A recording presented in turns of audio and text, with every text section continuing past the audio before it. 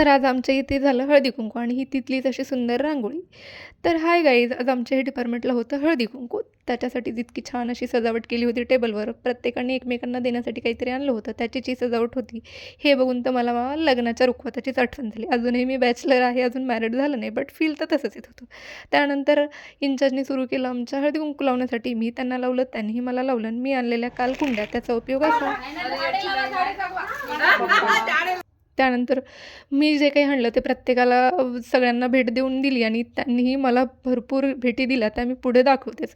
असंच हसी मजाक करत आम्ही एकमेकांना वाण देत होतो आणि त्यानंतर घेतला मी उखाणा. आतल्या घरात मधल्या घरात गहू, लग्नच नाही झालं तर नाव कोणाचं घेऊ? यावर तर सगळेजण इतके हसले आणि मस्त असे छान फोटो क्लिक केले आणि एवढं सारं मला भेटलं होतं.